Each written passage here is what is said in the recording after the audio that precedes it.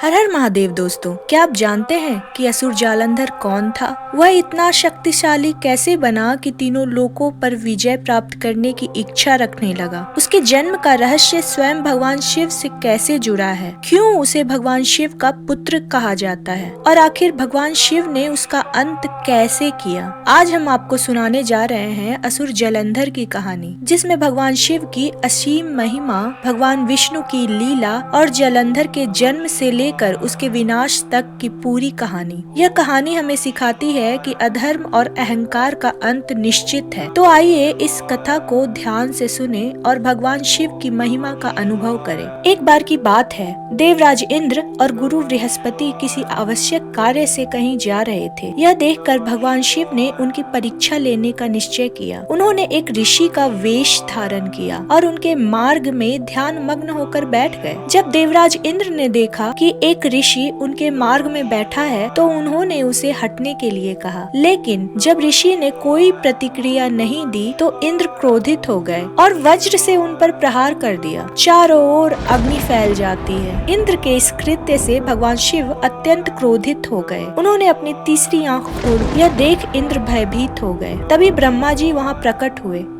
ब्रह्मा जी और गुरु बृहस्पति ने शिव जी से विनती की कि वह इंद्र को क्षमा कर दें। तब भगवान शिव ने देवराज इंद्र को क्षमा दान दे दिया। ब्रह्मा जी के आग्रह पर भगवान शिव ने अपनी तीसरी आंख से निकली प्रचंड ऊर्जा को समुद्र में प्रवाहित कर दिया। इस ऊर्जा से एक शक्तिशाली असुर का जन्म हुआ।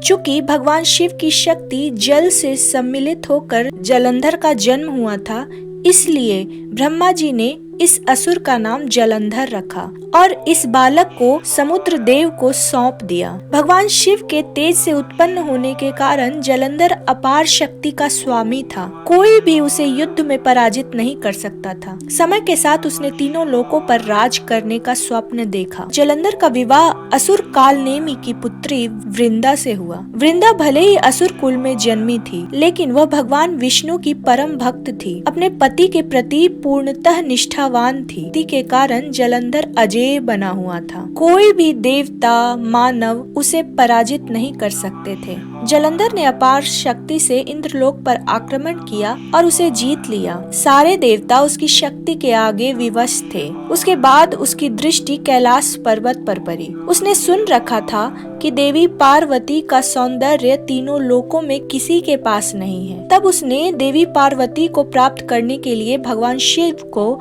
युद्ध के लिए ललकारा।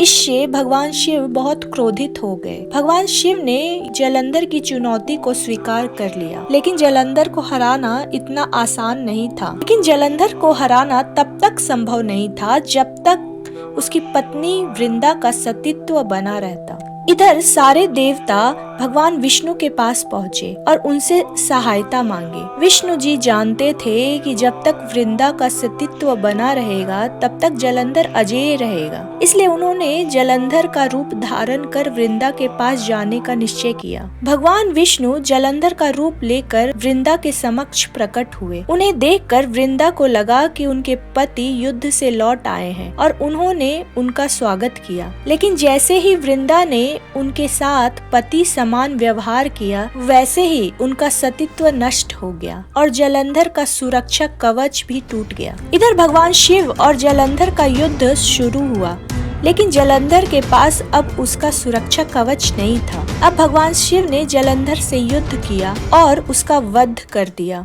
जब वृंदा को अपने पति की मृत्यु और विष्णु जी के छल का पता चला, तो उन्होंने भगवान विष्णु को श्राप दिया कि वह पत्थर के बन जाए। भगवान विष्णु ने वृंदा के श्राप को स्वीकार किया और शालिग्राम पत्थर के रूप में परिवर्तित हो गए। बाद में देवताओं के अनुरोध पर वृंदा ने अपना श्राप वापस ले लिया, लेकिन इसके बाद उन्होंने सती होकर अपने प्राण त्याग दिए। वृंदा की चिता से तुलसी का पौधा प्रकट होता है। भगवान विष्णु ने अपनी गलती का प्रायश्चित करने के लिए वृंदा को आशीर्वाद दिया कि उनका अगला जन्म तुलसी के रूप में होगा और उनका विवाह स्वयं विष्णु जी के शालिग्राम स्वरूप से संपन्न होगा। हुआ भी ऐसा ही। तभी से हर घर में तुलसी पूजनीय मानी जाती है। कहते हैं कि भगवान विष्णु को तुलसी लक्ष्मी जी से भी ज्यादा प्रिय है। इस प्रकार भगवान शिव ने विष्णु जी की सहायता से जलंधर का अंत किया और धर्म की रक्षा की। यह कथा हमें यह सिखाती है कि अहंकार और अन्याय का अंत निश्चित है, चाहे वह कितना भी शक्तिशाली क्यों न हो। यदि आपको यह कथा पसंद आई